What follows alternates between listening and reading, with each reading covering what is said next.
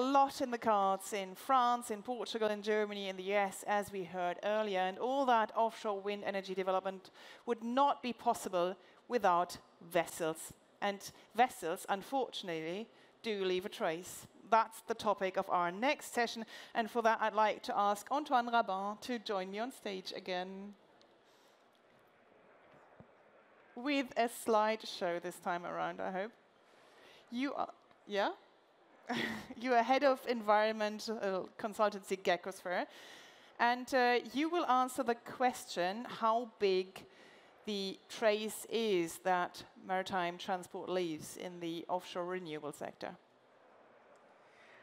Merci Lisa et bonjour ou rebonjour à toutes et tous pour cette troisième séquence. Je ne sais pas si vous étiez déjà avec moi hier matin. J'ai partagé un chiffre qui dimensionne quand même un peu l'effort de ce que recouvre l'électrification des usages et le besoin d'électricité faiblement carbonée des 30 prochaines années est très décentralisé par rapport à nos moyens actuels. 150 millions de kilomètres, la distance Terre-Soleil, c'est ça dont on avait besoin en termes de mètres linéaires de câbles électriques à installer ces 30 prochaines années pour mener à bien cette transition énergétique en un temps record, 25 ans, et pour décarboner le monde, pour viser la neutralité carbone. Ce matin encore, je vous parlais du solaire, et avant même du solaire flottant, je vous donnais des chiffres qui créent aujourd'hui repères sur des prospectives technologiques et économiques comme celle de l'Agence internationale de l'énergie. 30 pétawattheures, c'est l'ordre de grandeur de la production solaire en 2050 dans les scénarios net zéro. On produit aujourd'hui le même ordre de grandeur, une trentaine de pétawattheures, toutes filières confondues, et d'ailleurs encore majoritairement fossiles, faut-il le rappeler. Le charbon et le gaz produisent 2/3 de l'électricité mondiale actuelle. Donc il va falloir quand même construire des sauts technologiques, y compris dans un contexte de sobriété.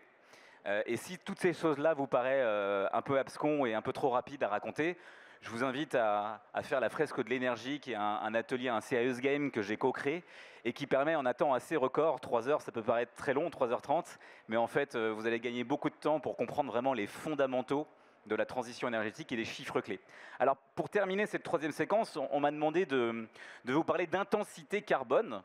et finalement de bilan carbone sur l'ensemble du cycle de vie des projets, en partant des phases très amont, le développement, en intégrant évidemment l'extraction de matières pour construire, fabriquer et construire ces fondations, ces turbines, ces mâts, ces câbles, encore eux, les bateaux qui installent, qui transportent déjà ces sous-systèmes de l'usine vers les zones d'installation, les bateaux qui installent, les jack-up qui installent ces grandes éoliennes offshore maintenant, et évidemment aussi toute la phase d'opération et maintenance jusqu'au démantèlement, sur lequel des plus petits navires vont faire beaucoup d'allers-retours pour la maintenance légère et un peu plus gros pour la maintenance lourde. Je tenais, avant de vous donner le chiffre, qui est quand même d'ailleurs assez peu mature, soulignons-le, puisqu'on a affaire aujourd'hui à une consolidation des grands projets et une grande diversité aussi en fonction de la distance des parcs par rapport à la côte, en fonction d'où on se trouve, en fonction des modèles industriels, où est-ce qu'on produit les sous-systèmes qu'on finit par assembler et à installer à un point T. Je tenais quand même à signaler, et on n'hésite pas à le faire dans la fresque de l'énergie, que oui, c'est vrai,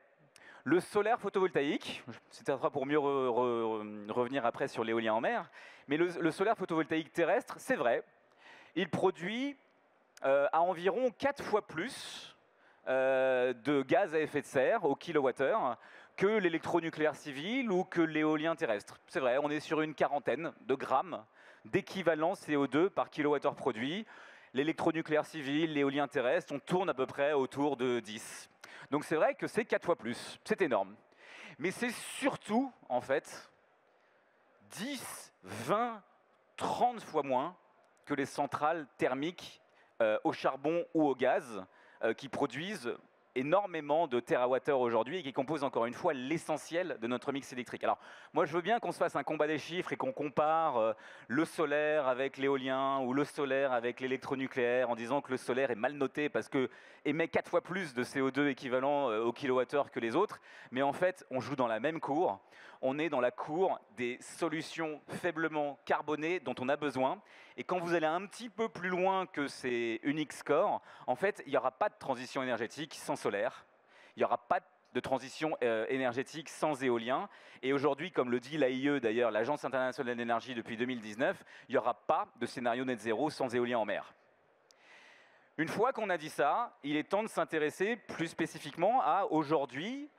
quelques analyses de cycle de vie qui ont été menées sur des parcs existants et qui permettent de vous proposer un chiffre. Alors, encore une fois, avec un écart type à la moyenne qui sera très important en fonction de là où on se trouve, quel a été le modèle industriel qui a permis d'installer ces éoliennes, mais on tourne autour de 20 grammes de CO2 équivalent par kilowattheure. Alors, oui, c'est un peu plus que l'électronucléaire, c'est un peu plus que l'éolien terrestre, mais ça reste évidemment 20 à 40 fois moins que les centrales électriques au charbon qui composent aujourd'hui 40% du mix électrique mondial. Quand on décompose cette analyse de cycle de vie et ce bilan carbone, on s'aperçoit, et je ne sais pas si ce chiffre va vous surprendre d'ailleurs, moi personnellement il m'a surpris quand j'ai regardé ça d'un peu plus près, que bien évidemment, et ça c'est très intuitif, la moitié, c'est l'ordre de grandeur que je vous propose de retenir, de ce bilan carbone global sur l'ensemble du cycle de vie, c'est la production de l'acier. De l'ensemble des pièces qui composent les fermes éoliennes offshore. Un tiers, et c'est ce chiffre-là que je vous invite à retenir, en plus des câbles et en plus du poids du solaire dans le mix électrique futur, un tiers des émissions d'un parc éolien en mer proviennent des bateaux qui servent à différents moments de la vie de ce parc. Vous voyez que pour le transport, qui recouvre une petite partie sur le parc que j'ai regardé parce que le modèle industriel était assez resserré, en termes de distance entre les usines et l'implantation, c'est surtout la phase d'installation avec ces grands navires jack-up qui effectivement consomment beaucoup de carburant, aujourd'hui fossile, et composent, vous voyez, jusqu'à 20% de l'analyse du cycle de vie. Et puis derrière, on a une période qui s'ouvre, qui est beaucoup plus longue qu'une phase d'installation, qui dure quelques mois. Et vous avez 25 ans, voire même aujourd'hui 30 ans, hein, c'est les ordres de grandeur qui sont fixés aujourd'hui, et qui fixent finalement le temps d'opération et de production de ce parc avant de sa fin midi et son éventuel démantèlement ou de son repowering. On verra ce qui se passe ces prochaines décennies autour de ces questions. Donc vous voyez, 15%, 20%,